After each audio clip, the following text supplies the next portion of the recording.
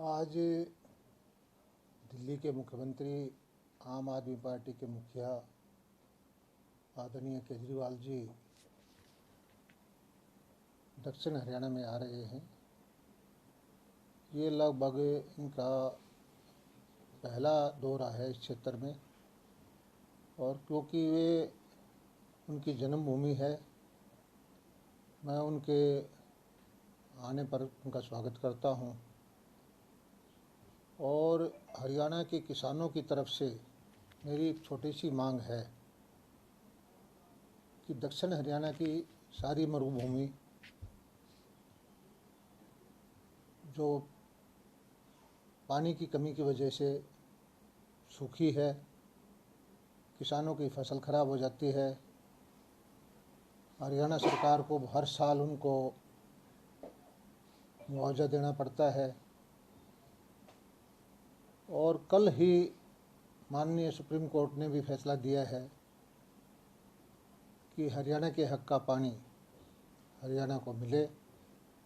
मेरी केजरीवाल जी से हाथ जोड़ के प्रार्थना है कि हरियाणा के किसानों की दशा को देखते हुए तुरंत ये घोषणा करें, सबसे पहली लाइन में घोषणा करें कि वो एसवाइएल के नहर का निर्माण तुरंत शुरू करवा रहे हैं।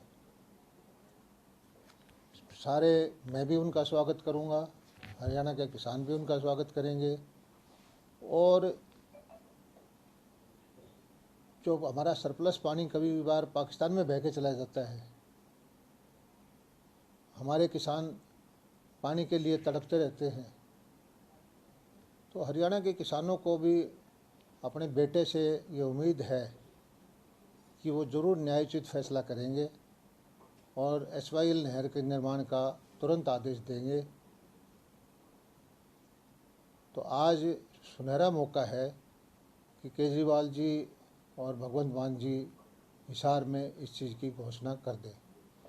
दोगला चरित्र, दोगला स्टैंडर्ड देखने को मिलता है। जब पंजाब में होते तो कहते हैं एक बूंद पानी देंगे, हरियाणा में इनकी यूनिट आम आदमी पार्टी के ही नेता कहते हैं कि पानी जो है हमारी सरकार आते ही एसवाइएल का निर्माण करा दिया जाएगा, पानी दे दिया जाएगा। कल भी एक बयान आया, पंजाब के मंत्री कहते हैं कि एक बूंद पानी नहीं देंगे, बैठ लेंगे लेकिन पानी नहीं। क्या देखिए, जो प्राकृतिक संसाधन हैं उस पर पूरे देशवासियों का हक है, और इसको प्रदेशों में बांटना अच्छी मानसिकता नहीं है।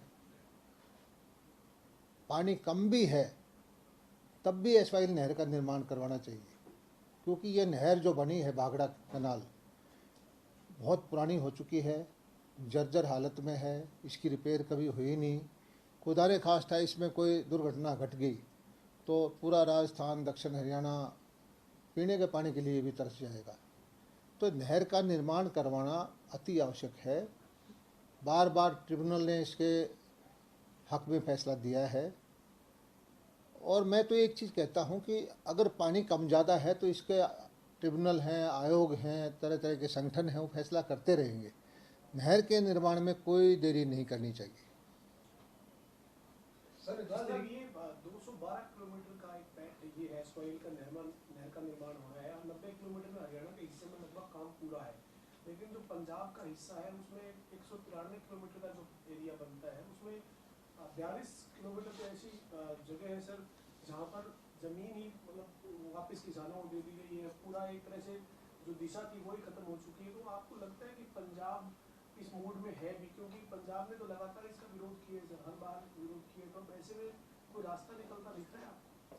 देखिए, मुद्दा ये नहीं है कि कोई इस मूड में है या नहीं है, मुद्दा ये है कि कानून का शासन देश में है, चलेगा या नहीं चलेगा। और जब माननीय उच्चतम न्यायालय से ऊपर कोई न्यायालय नहीं है, उसके दिशा निर्देश में बार बार ट्रिब्यूनल बनाए गए, बार बार हरियाणा के हक में फैसले आए, और अभी भी कल भी सुप्रीम कोर्ट ने पंजाब सरकार को डांट लगाई है। और कोई भी सरकार, संवैधानिक ढांचा है हमारे देश का, सुप्रीम कोर्ट से ऊपर नहीं है, उसको तो उनको मानना ही पड़ेगा। और जो देरी की गई है, पाकिस्तान में जो पानी दिया गया है, हमारा पानी हरियाणा और राजस्थान की बजाय दुश्मन देश को गया है, तो ये एक अच्छी बात नहीं है। मैं समझता हूँ कि केजरीवाल जी इस बारे में ज़रूर हिसार में ये घोषणा करेंगे कि वो पंजाब के मुख्यमंत्री को निर्देश देंगे कि एसवाई का नहर का निर्माण तुरंत शुरू कराए। सर एक बात इसमें ये भी है कि दिल्ली में पानी की कमी के लिए हरियाणा को जिम्मेदार अरविंद केजरीवाल लगातार पिछले 5-6 साल में कई बार ठहरा चुके हैं कि दिल्ली को पानी नहीं मिल रहा, हरियाणा हमें पूरा पानी नहीं दे रहा, जबकि हरियाणा को पानी पंजाब से लेना है। एक तरह से एक चैनल है हरियाणा।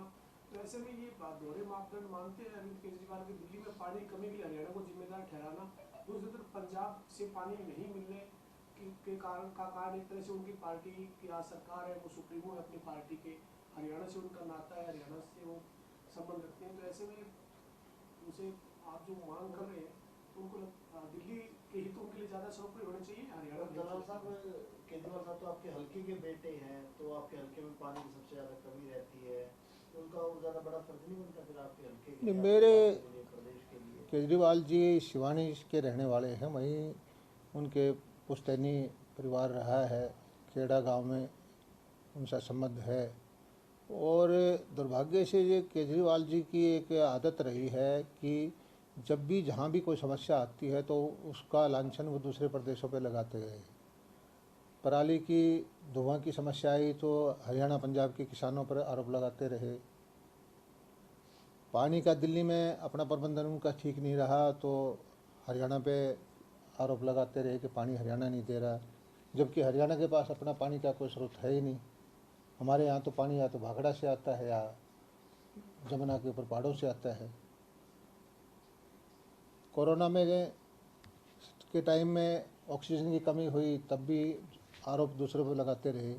ये सही है कि देश के लिए दिल्ली बहुत महत्वपूर्ण है, राष्ट्रीय राजधानी है, उसको किसी भी तरह की वहाँ समस्या होने में देश की बदनामी होती है। और हरियाणा इसी को ध्यान में रखते हुए अपने हक का पानी काट करके दिल्ली को देता रहा। हमारे पानी कमी हुई, हमारे किसानों की फसल खराब हुई, फिर भी हमने दिल्ली को पानी बढ़ा के दिया है। और अब केजरीवाल जी को पता है कि हरियाणा में पानी तो भाखड़ा से पंजाब से आएगा, एसवाइल का निर्माण होगा तभी आएगा। और अब एक मुद्दा और आएगा कि अगले महीने से ये पराली का मुद्दा खड़ा होना है। पिछले सालों में तो हमेशा वो पंजाब के किसानों पर आरोप लगाते रहे।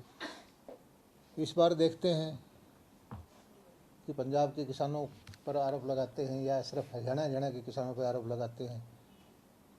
तो इस तरह सीनियर नेता को इस तरह की छोटी छोटी बातें जो घुमाने फिराने की मानसिकता से बचना चाहिए।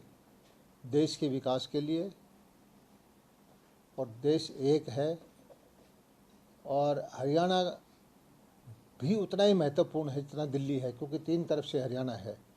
हरियाणा के अंदर जल संकट हर साल बढ़ता जा रहा है। हज़ारों करोड़ रुपए का फसल खराबी की वजह से, सूखे की वजह से हम किसानों को मुआवजा देते हैं और ये राष्ट्रीय संपदा है, उसका नुकसान है कि पानी हमें मिले ना और पाकिस्तान में चला जाए। तो मुझे पूरी उम्मीद है कि केजरीवाल जी कम से कम अपनी जन्मभूमि के साथ तो न्याय करेंगे और हरियाणा के किसानों को एसवाइल का पानी देंगे। और आज ज़रूर घोषणा करके जाएंगे कि वो एसवाइल का निर्माण शुरू करवा रहे हैं। विष्णु साहब ने तो कहा कि अगर केजरीवाल साहब ऐसी कोई घोषणा करते हैं तो स्टेज पर आकर उनको फूल माला पहनाएंगे। अगर केजरीवाल साहब ऐसी घोषणा करते हैं तो आप क्या करेंगे?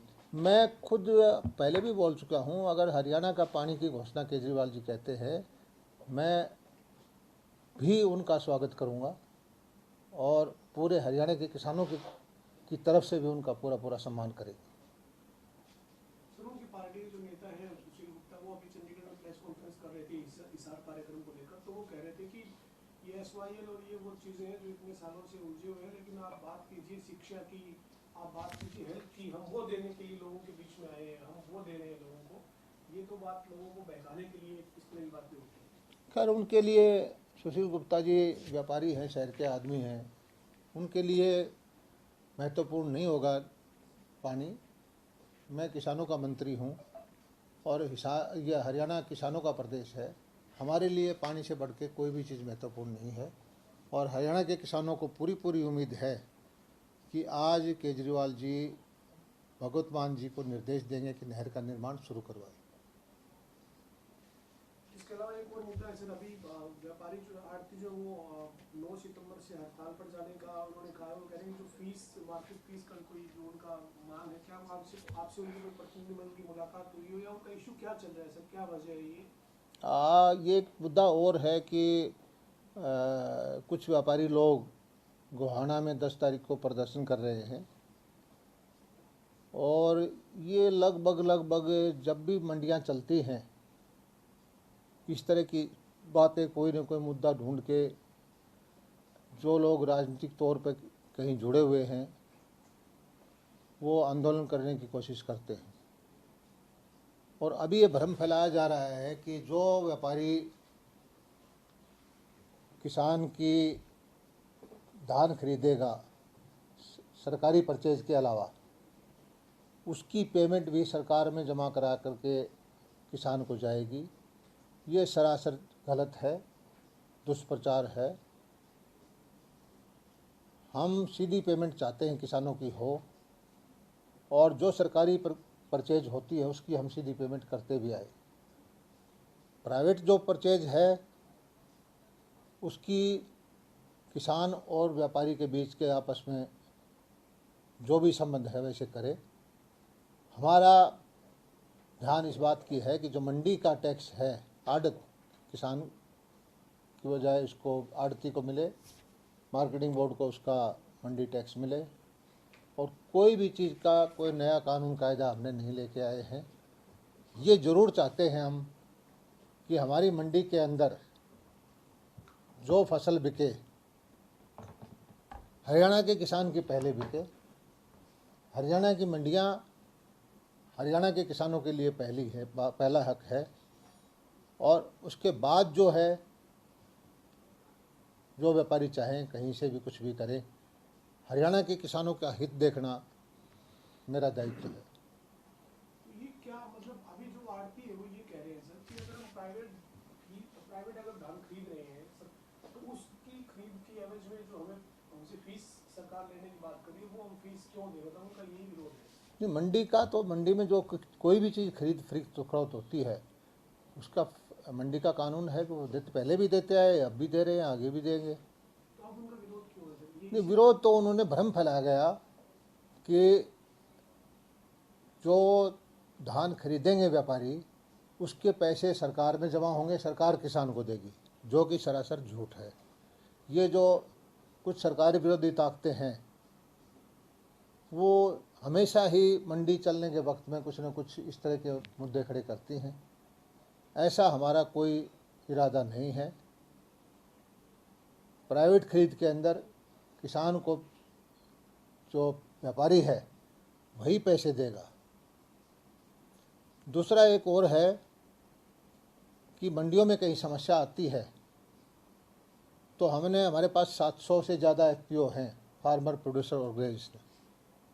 उसको हम आड़त का लाइसेंस देंगे, उनको कहेंगे कि वो भी तैयार रहें, अगर ज़रूरत पड़ती है तो उनके द्वारा भी हम खरीद करवा सकते हैं। धन्यवाद। कांग्रेस की भारत जोड़ो रैली किस तरह से देखते हैं सर? जिस तरह से लगातार कांग्रेस जो है निशाना साधने की महंगाई हो गई, सरकारी एजेंसीज का इस्तेमाल किया जाता है, भारत जोड़ो रैली करने की तैयारी। भारत तो मजबूत है, जुड़ा हुआ है और सही मायने में धारा 370 को समाप्त करके भारत को जोड़ने का काम किया है तो भाजपा सरकार ने, आदरणीय नरेंद्र मोदी जी ने, अमित शाह जी ने किया है। भारत जुड़ा हुआ है। जुड़ने की संकट कांग्रेस में है। कांग्रेस टुकड़े टुकड़े पार्टी है। हर हफ्ते कोई ना कोई बड़ा नेता छोड़ के चला जाता है। कांग्रेस जोड़ो रैली है। बची खुची कांग्रेस के जो सतर्क हैं वो भागे ना, इसलिए ये यात्रा कर रहे हैं और वो करने का उनको हक है, अपनी पार्टी को बचाने का उनको हक है।